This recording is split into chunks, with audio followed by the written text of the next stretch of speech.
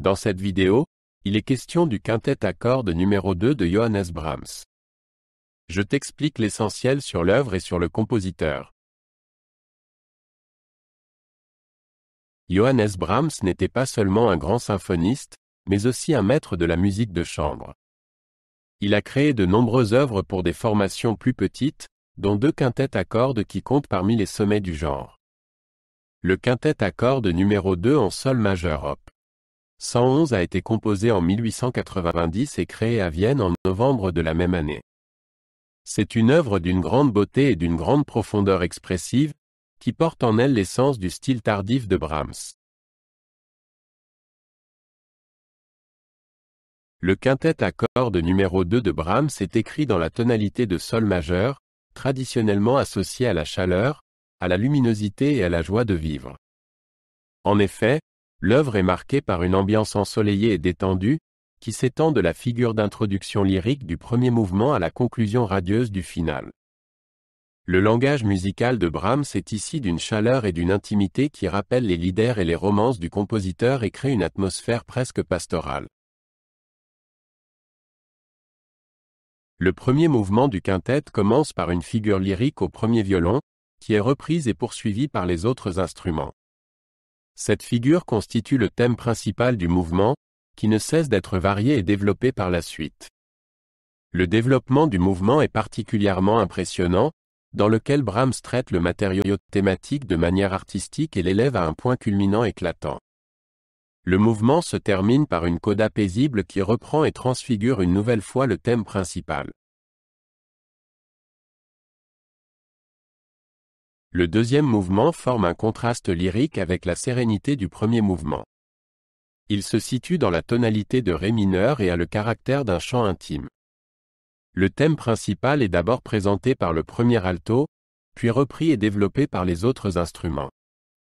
Dans la partie centrale du mouvement, une mélodie pleine de nostalgie retentit au premier alto, accompagnée par les autres instruments.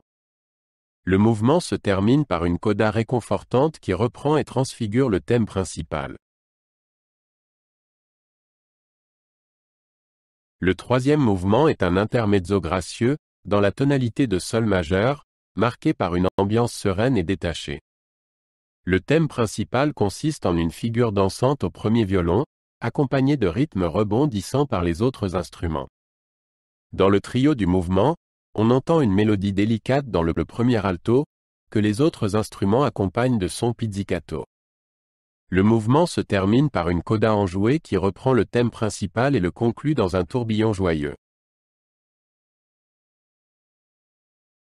Le quatrième et dernier mouvement du quintet est un vaste final qui commence et se termine dans la tonalité de sol majeur. Le thème principal consiste en une mélodie pleine d'élan au premier violon, accompagnée par les autres instruments. Au cours du mouvement, on entend régulièrement des montées passionnées et des points de repos lyriques qui expriment la joie de vivre et l'optimisme de l'œuvre. La coda du mouvement reprend une nouvelle fois le thème principal et le laisse s'achever dans un geste de triomphe et d'enthousiasme.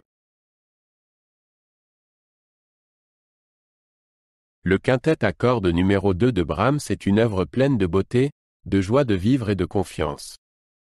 Elle reflète l'état d'esprit serein et détendu dans lequel se trouvait le compositeur dans les dernières années de sa vie.